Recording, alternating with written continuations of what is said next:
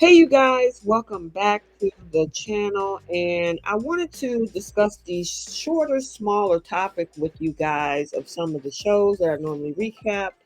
And in this particular video, I kind of want to talk about some of the conversation that's been happening around both Mark and Lindsay since the reunion part one. So we're going to kind of chit chat about that a little bit. But before we do, if you are new here, hit that subscribe button, turn on your notifications. If you like the video, hit that like button. And also feel free to drop a comment down in the comment section below. I like engaging in conversation with you guys. So I'm not going to waste any more time here. Let's go ahead and chat about this situation. So, as you guys are aware, we just had the reunion part one, and with these two, both Lindsay and Mark, their relationship or marriage, I should say, has been one hell of a roller coaster, to say the least. We all know what happened throughout the 8 weeks, the ups and the downs. They had some good moments, they had some crazy moments. But even though they decided to stay married on decision day, as we all know, after decision day, they decided to call it quits. And as we remember at the reunion, yeah, everything was pretty much crashing down, and they both had a lot to say, right? So we're gonna kind of touch base on that, and then I'm gonna give my thoughts on both of them, kind of answering, in my opinion, what whether or not Mark was using her, or if she's actually a bully, as Mark described her. All right.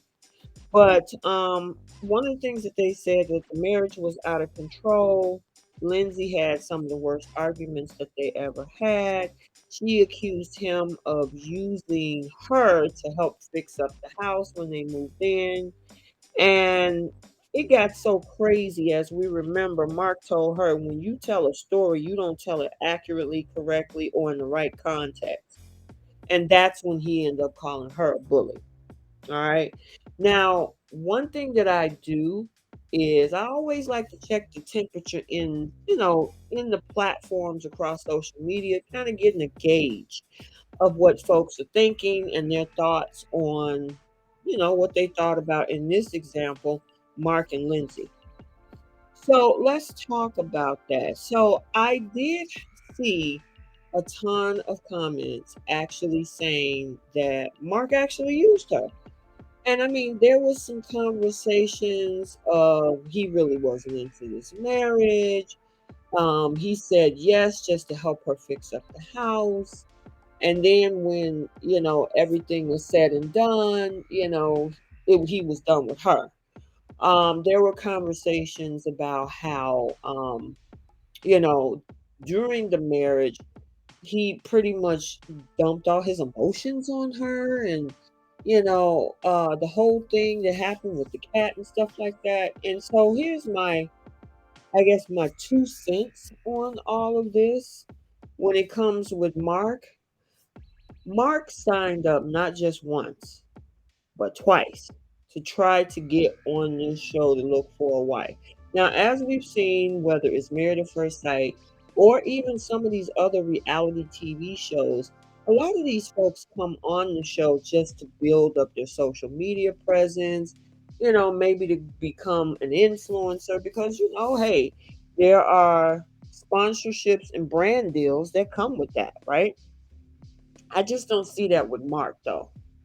I've seen a lot of different cast members across the reality TV universe who you can tell that's what they're there for.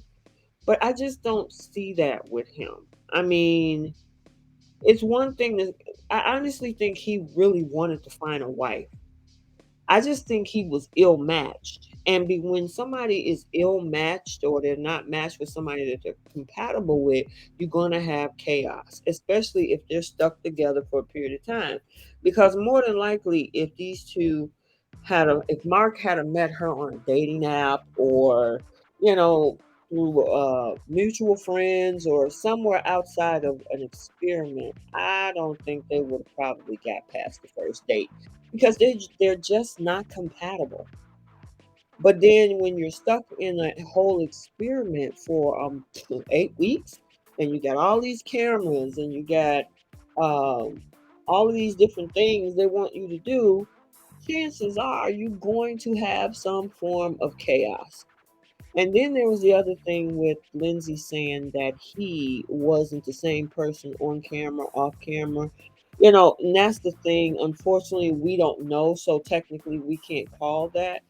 But to actually say that he signed up for this just to use somebody to help them throughout their life and to fix up the house, I don't see it. That's just me. All right. Hey, everybody's entitled to their opinion, and I just don't see it with him. I mean, why did he sign up the first time? What will he be using a wife for in season 6? But obviously he didn't make it at the time. And the other thing is you're married, so you're going to do a lot of things together. Now, if she truly didn't want to do these things, then maybe she should have just said so.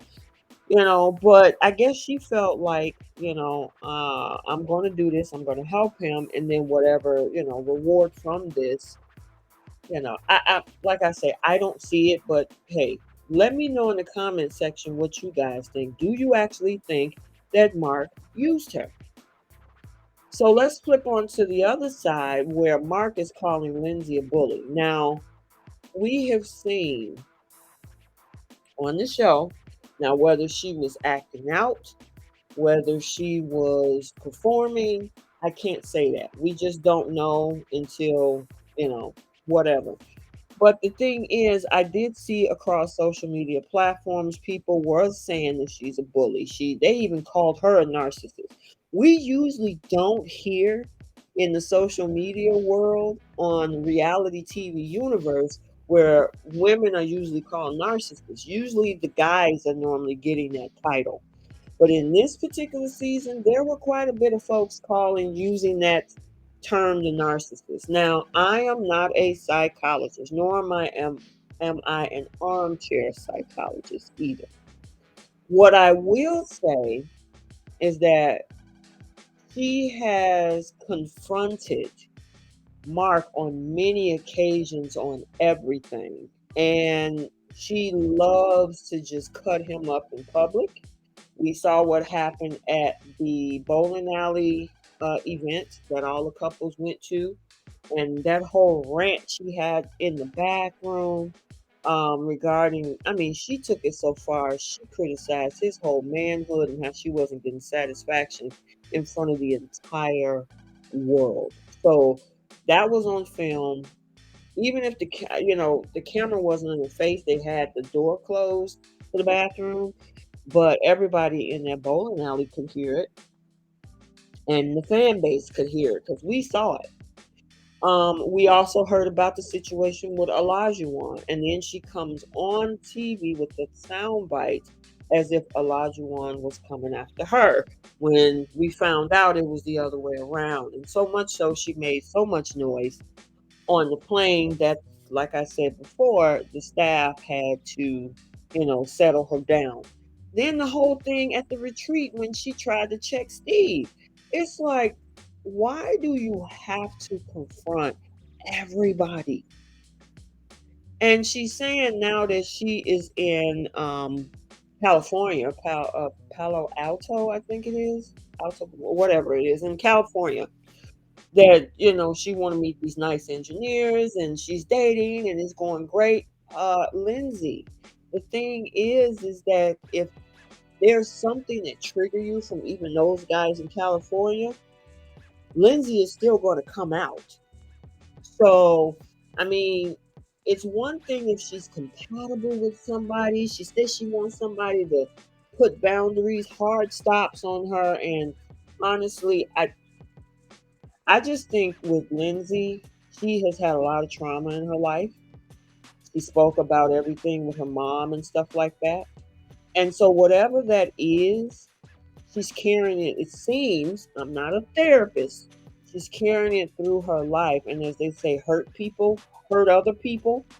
I think that might be the case here. Now, to give her an actual clinical diagnosis, I don't do that over here, male or female, but I do know what I saw in the different comment sections on social media, calling her a bully, calling her abuser, calling her a narcissist, all of that. I mean, they was trying to even put her in the category with Alyssa, and we know what Alyssa got going on. So, and that's going to be in a whole nother video. So, um, that's my humble opinion. Do I think he used her? I honestly think that he was hoping that she helped, but whatever the arguments and disconnect that they have, it rose up in that moment and it just didn't work out.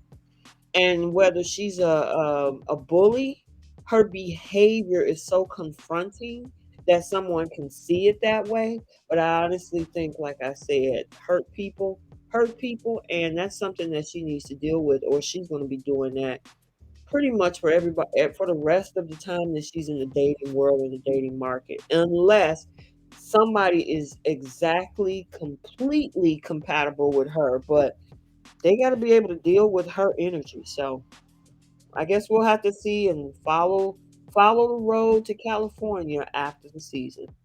So I hope you enjoyed this video.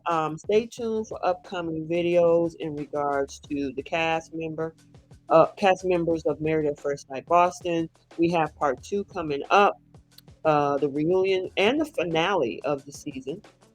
And I hope you enjoyed this. And until the next video, like, comment, and subscribe. And we will see you soon. Bye.